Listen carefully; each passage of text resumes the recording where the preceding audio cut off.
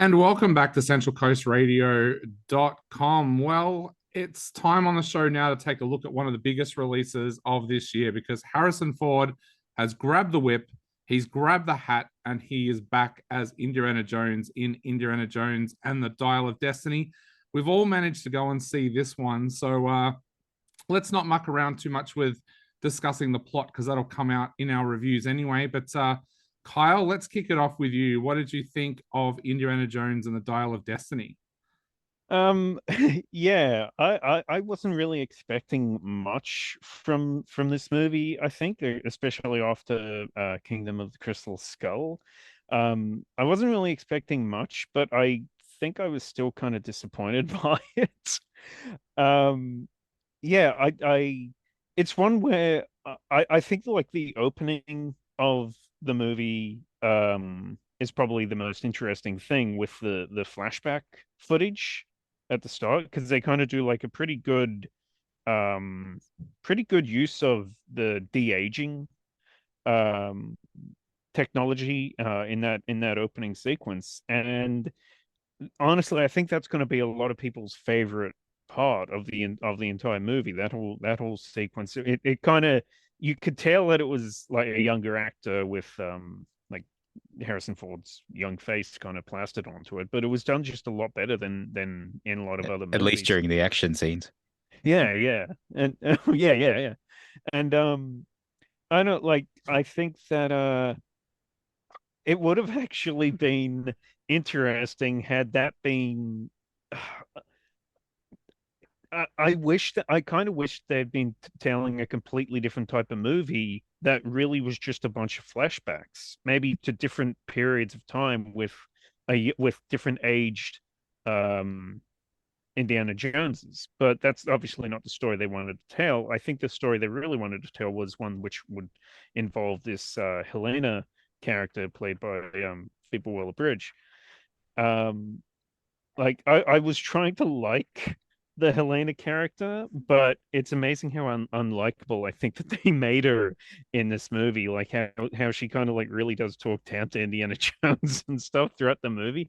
And I know people really hated Mutt Williams in the previous in Shia LaBeouf's character in the previous movie, but I don't know. I think that his character kind of fit better in that film than Helena did in this one, or at least I think that he came off a little bit less grating. There's kind of something that I liked about. There was a line from Jim Broadbent in the previous Indiana Jones film, which was about like life that they're at the point in life where life has stopped giving them things and it started taking things away, and that was kind of like it encompassed the whole movie, and it was about Indiana Jones getting older and stuff like that. And for for the most part, that movie didn't really work, but that idea, the idea of Indiana Jones getting older and stuff, I think was still done better in the last film. And even then, he was probably too old to do that movie, but like that was 15 years ago. He's definitely too old to be doing it now. Um, like I Oh my think God, that that was 15 years ago. yeah, I know. And I remember that's the thing that freaks me out because I remember all the jokes about Indiana Jones getting pushed around in the old folks home by Kate Blanchett, and like that. Yeah, Those that's were right. those were the jokes back then. That was 15 years ago. And now he's like, it's so old, and it just feels like I don't know. I think I don't know how much we can go into detail about what happens to Mutt Williams, at least in the story, but um yeah, it was kind of a, I don't know. I think that it was kind of a bit obnoxious of them to think like, oh, hey, here's a character that people didn't like in the previous movie, but they're really gonna like Helena in this one. Like we're gonna make things right, like yeah. Yeah. Yeah, yeah. And, uh, uh, but I mean, I don't know, the action and stuff like that, which is really what I was kind of hoping would at least kind of save the movie. I don't know. I think it was just because the there's so much of a heavy use of CGI in this movie. I just didn't really find myself being drawn into it as much as with the previous like other films, like even something like the last Fast and Furious, as crazy, ridiculous as the action and all was in that. I don't know. I found myself being drawn into that one a lot more, whereas this I just felt was kind of really a slog to sit through. Um, like again, I don't know. Like I just really felt kind of disappointed in this one. I think that Mads Mikkelsen as a villain was kind of wasted. I don't think he was really that intimidating in it. I don't know. He's such a great actor, and I thought that they kind of wasted him a little bit. I don't know. I did like I said, I did want to give this a chance, but I just don't think that it.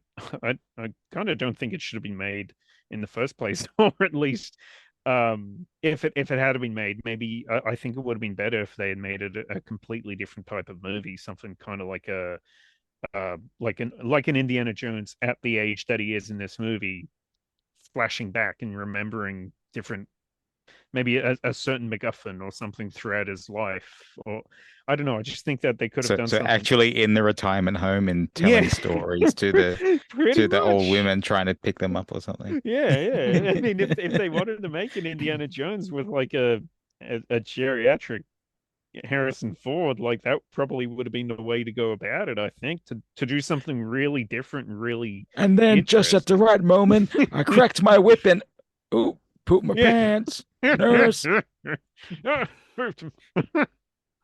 It's like, yes, Mr. Jones, we've heard this story before. But yeah, otherwise, yeah, I was just kind of disappointed with it, unfortunately. And like, yeah, it doesn't make the last one good, but I do think it's even worse than the previous one, unfortunately. Yeah, I kind of agree with you on some points there, because I came into this film with a kind of weird background. People would normally get a little bit of a shock when I tell them this. I've never been a big Indiana Jones fan. Like when I was a kid, there was so many other movies that I preferred over Indiana Jones, like things like E.T., Transformers, like the Batman movies, Teenage Mutant Ninja Turtles. My dad used to watch Indiana Jones, and I would watch it as well, but it was never really a franchise that I completely fell in love with. In fact, for me, Harrison Ford is Han Solo. Like when I think of his iconic roles, and so going into this, I don't think I was as excited as a lot of people were. To me, it was like, okay, it's just another action film kind of thing. And a couple of days later, I get to see Mission Impossible. So it was kind of like, all right, let's do this. And yeah, like there was parts I liked. Like Kyle said, I really love the flashback at the start back to the end of the war. I really, really like that because I'm completely fascinated by World War II. So like that part I really liked. I also liked, and this is the bit that I've got to be careful how I talk about this. I kind of like the ending, but I can also kind of understand why some people might think Indiana Jones jumped the shark. Like it is an interesting ending. I have to give them that. They came up with a really, really creative ending of something that we haven't very often seen. I also love the sequences as well, down in the caves. I really, really enjoyed those scenes, but I just found for a lot of it, like I know you shouldn't compare films like this, but when I compare the tuk-tuk scenes from Indiana Jones to the car chase in Mission Impossible, it's like they're worlds apart. And just how they're filmed. I don't know. Like I'm a bit like you. I just didn't like the new characters that were brought into this, except for Basil Shaw. But I'm a huge Toby Jones fan, so that kind of goes hand in hand. But like the only thing I found I liked about Helena was you never knew if you could trust her or not. Like I was, yeah, that part of it did intrigue me, but I kind of found her slightly annoying. I thought Antonio Banderas's character was interesting, but he was really, really badly underused. But like bringing in the kind of child actor playing Teddy, it's like that's just been done before. Like there wasn't enough unique. It's basically Short Round, you know. Yeah, you're kind of waiting for Mr. Jones, Mr. Jones. Yeah, like there wasn't enough unique things in this, I think, to set it apart. But I did like those early scenes, and I kind of did like I said, I kind of liked the ending and the finale. But again, I can fully understand why someone else might watch that and not like it. But yeah, it's interesting. Like I did actually think that Harrison Ford handled the film a lot better than some of the older actors that are out there at the moment still doing action sequences. Like I don't think he looked as wobbly on his feet as Liam Neeson did in Marlowe. So yeah, so that part of it I kind of liked, but yeah, I guess I was coming into this from a different point of view to most people because I'm not a big Harrison Ford, not a big Indiana Jones fan. So yeah, but Harley, what did you think of this one? Look, just stepping outside the Indiana Jones realm and everything, it was a good little adventure. Like Yeah, it's enjoyable just to go with no expectations because my expectations were low anyway. Um, but I thought, you know what? As a kid, I I did enjoy watching the movies, although I never saw The Last Crusade when I was a kid. I remember it coming to the cinema, but for some reason I thought, no, I'm over this. Like, yeah, and it wasn't until just a few years ago, I think, that I saw The Last Crusade. Maybe it was leading up to the last one coming out or something. I don't know. I thought, Yeah. yeah, maybe I should go back and watch them. And the biggest draw for me in this movie was the return of John Rhys Davies as Salah, because I just love him as an actor anyway. So the fact that he was going to appear in the movie, even though I knew it would be like a small little pop-up Yeah. cameo or something, I that was just exciting for me to see him in something again. It So was good seeing him in because he was in two of the other films, so like it yeah, was good seeing at least some kind of a legacy character showing up again. So that was yeah, nice. which almost feels like in a sense, Toby Jones was a waste as Basil Shaw, just because you're expecting to see this character from Indy's past, and it's like, I don't think we've met him, and he has a Mm, goddaughter. When did that happen? mm. So, you know, you're bringing in this goddaughter very early and completely ignoring the fact of, didn't he have this illegitimate son in the last movie? What happened to him? Oh, you find out in the last 5 minutes. Okay, cool. Yeah, Yeah, it just felt like, oh, let's just, get rid of that sort of thing. I thought they were just going to ignore it completely, to be honest. it probably And would have been better if they had at least. I Yeah. mean, look, if it had been drawn on more, like the story they came up with, it Mm, would have added a lot more, I think, performance-wise for sort of Harrison Ford to work with, and a theme for mm, him to kind of go along with in the movie, like, and sort of let us in a bit more, even if it was sort of hinted at. And that way it's kind of like, oh, okay, so this goddaughter, of course he's gonna kind of rush to her aid or something because whatever, he doesn't have this relationship with his son anymore or whatever. yeah. But yeah, just you're introduced with her to her, and she's kind of like, oh, brilliant. She studied all the stuff like he has, and he's excited that someone he thinks is one of his students because he doesn't recognize her. He thinks finally someone's listened in my classes, and for some reason he's talking about a test and it's his last day at work. So I'm like, hang on, who's running the test then? So yeah, there are a few little weird little plot hole things. I'm like, why is he having a going away party when he's got a test to do next week? yeah, So 2 days um from retirement. Ugh. yeah. I mean, look, as usual, the movies have that great opening where he's always in the middle or at the end of some adventure and Mm, going through some life-threatening peril and lots of fun stuff. And it kind of sets up bits and pieces for the movie, but we had a little discussion prior to recording.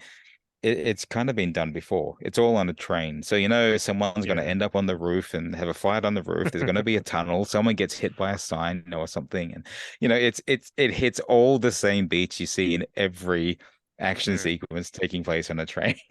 If it was a And superhero movie, they would have had to have stopped it somehow before it ran into something. Yeah, That's, exactly. yeah. So And even of course, the bridge gets blown up and the train takes a dive, but somehow only the carriage takes a dive and only the front, I mean, and all the carriages are left fine. I mm. didn't understand the logic of that. How did that stop going over and what stopped the momentum of the train? Yeah. So yeah, Editing. there are a number of things that just could have done with another draft just to figure out the It logic does of feel stuff. like a movie. Sorry, it does feel like a movie that's been butchered quite a lot in editing. Like it feels like it's had a lot of reshoots Yeah. to maybe do like alternate endings and stuff. I do remember hearing something about that, about maybe them having like a different type of ending and then like going back and reshooting it and John Williams coming back to redo the score. I did think John Williams' score in it was good, but I mean it's always, it's John Williams. It's always his score's always good in the Indiana Jones movies. Yeah, I mean, you have an expectation from him, and it's always there. Like Mm. it's never. I don't think it's ever going to not be there. But at the same time, it's not. All most composers have this kind of sound and style that you can pick out of a crowd, sort of thing. Yeah. And you know, I think only once I remember Danny Elfman being asked to change it up when he did Hulk and with Ang Lee. And I thought that was really interesting that, a director comes in and says, I want to push you as well, not just the actors, not just everything else. I want to push you, like do more than just Danny Elfman, see what you can Yeah. come up with. Yeah. And, I'd almost kind of like to hear that from some of the older composers. Not that their work is bad in any way, shape, or form, but just to give it that sort of fresh take. But yeah, I don't know what more I can say. It is just kind of an enjoyable, don't think about it watch. But if you think about it, it starts to fall apart a little Yeah. bit. And Yeah. I'm the same with Helena. Did not like the character at all. I It just kind of felt like and pairing her with Ethan Isidore as Teddy, the little kid, just felt like, oh look, here's the new Indiana Jones, and it's got to be a woman, and we're pandering to some stuff, but we just don't make her likable enough to make you want to watch Yeah. another one with her in it. It's gonna the Yeah, same kind of problems that a lot of other I hate to say it, but a lot of other the recent Lucasfilm movies have had. yeah, Um, but I thought that maybe they would have learnt some lessons from this. I mean, speaking of short round, I think that had this movie been made a year later, then I'm almost certain that short round, the actor Yeah. after winning the awards for Everything Everywhere All at Once, I'm I sure was that he actually would have gonna shown up I was in it. actually gonna ask that question whether or not you all thought that if the film had been made a bit later and he'd won his Oh, Oscar, he would have been back in this. 100%. I'm oh, 100% for sure that he sure. would have. Yeah. The way that they I brought would have back, loved that. Yeah. yeah, the way they brought back Sala, they would have done the exact same thing. Yeah. They probably would have had him. Yeah, right. They probably would have had him instead of Elena. Who knows? Yeah. But we have got one more member of the team who's seen it as well. Yes. Lee, what did you think of the new Indiana Jones? Well, for me, well, I grew up on these films. Loved Indiana Jones, and I can remember watching it like as a family and over back when you could just, record off the TV and have to, Yep. Yeah. fast forward the ads manually and all these things. But I remember watching them over and over, and so I was actually really excited that there was a new one coming out. For me too, it was adventurers don't think about it much, just go with the fun. And so I did. I had fun. I didn't lose like my concentration at all. I was engaged the whole time. But yeah, I didn't think too much about about any of the scenes that might be not, not brilliant or whatever. I liked that it had that original feel, like they go into a cave, and I liked the water scene, when they're on the boat. I don't want to spoil things, but I like the characters and how that played out. And yeah, I thought, as usual, it did have a lot of action. You've got planes and car scenes and train and boats, so that's still got a lot of stuff going on. And yeah, I think it had that 80s feel. So obviously most of the Indiana Joneses has been made from 1981 to 1989 really. And then you jump to the 2008, of course, with the Kingdom of Crystal Skull. And it felt like it had that real 80s feel still. You've always got to have like that piece of archaeology that they're protecting, chasing, all that kind of thing. I thought Helena myself, I didn't like her either, I have to say. Unfortunately, she just came out across her character. I'm not saying the person, the actor, but the character was selfish, and really she kind of appeared like one of the Nazis that would appear in the other films, didn't she? Yeah. She's a flea bag. Yeah. Which is an in joke for people out there. I'm not being rude. She played a character called Fleabag, so yeah. But when she comes and introduces herself as the goddaughter, well, how did you not recognize her at all? Like, there would have been some resemblance to her being a kid. I just don't think that you would, even if you'd lost contact, when you saw I've them, got goddaughters all over the world. You'd know. And so I that just like was a little annoying. But then two, I just felt like she didn't respect him really. Like, she respected what he does as an archaeologist, but he was an ATM machine to her, really. Yeah, I felt like she was just used people, and she was, all about herself. So I didn't really like that storyline. It's elder abuse. It played out for a long time in this movie, like how selfish she was. And even though like they would sort of direct her into, helping, but usually self-motivated, and there was something there. It's almost like they've created her to act like, classic Indiana Jones, as if he's her idol, but she has no respect for him, like he said. It's weird. I didn't feel the need for the character of the kid. I really just didn't. I felt like that storyline got in the way of the big storyline.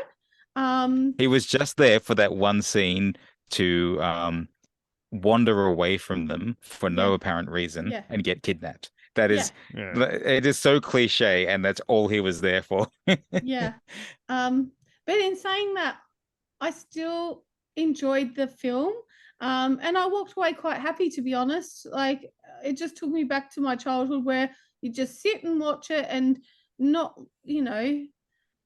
critique it too harshly. But I thought there was lots in it. There's some, I don't know if this is spoiler, but some time travel and stuff.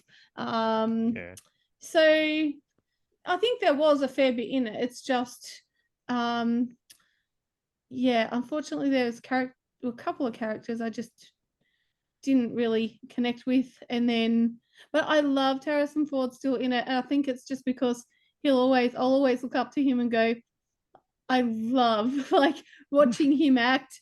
And so for me, it's just the nostalgia of him being there, him doing another film in this franchise, which, you just wonder, was it the last time? Would he do another one? And so there was excitement for me that he's done another one. And I would watch another one. Like, I wasn't so disappointed. I was quite happy. It's just that a couple of characters I wasn't so, I always laugh when I see him. I always laugh when I see him on screen now, because I've had my hand up that man's shirt. I had to put a microphone on him once at an event. So yeah. Please don't sue us, Harrison. Yeah, You no, I know, had to put my Richard? I had to put a microphone on him at a red carpet once. So yeah. Yeah, I think I think a lot of my friends would really like this film, and I would certainly promote it to my friends and family who used to watch all the 80s films growing up. Yeah. It did feel like it had that same feel, and that's what I did like about it. Yep. Yeah, So- I agree with that. There was, you can sort of call it nostalgia baiting, I guess, but Hmm, Yeah. it did have that very classic feel. And yes. if you're introducing it to a new audience and this is the first one they see, Hmm, I think they'd be fine. Like, kids seeing this would enjoy the hell out of it. It's just us being more picky, critiquey people. Yeah. We look a bit harder and expect that little bit yeah. extra. I mean, Like I think if there had just been another year or another draft or script or something, it might have just been like so much better. hmm, Yeah. Yeah, I mean, it's definitely like because it's a franchise that I grew up on so much, and it's like it's like I still don't think they've even come close to those original three. Yeah. So yeah, and consider like I don't know, I feel like this movie was kind of like aimed at somebody like me who loves the original film so much and like was guaranteed to go see it, but yeah, just I don't know. Yeah, it just didn't live up to them, unfortunately.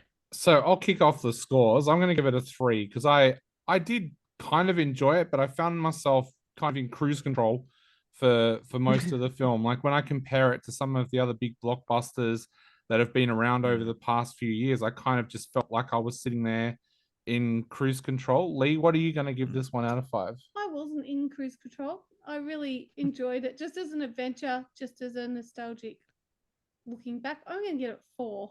Kyle? I'm going to give this 2 out of 5 because I can see that some people might enjoy it just as you say, just to turn your brain off and just watch the movie.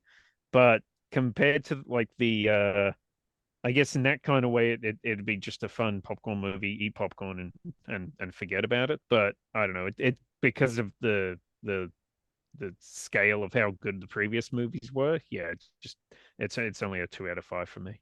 And Harley, what are you going to give it out of 5?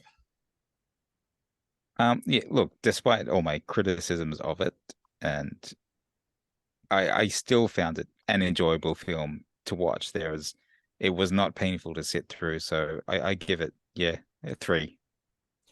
Awesome. So that is our wrap up of the brand new Indiana Jones film, Indiana Jones and the Dial of Destiny.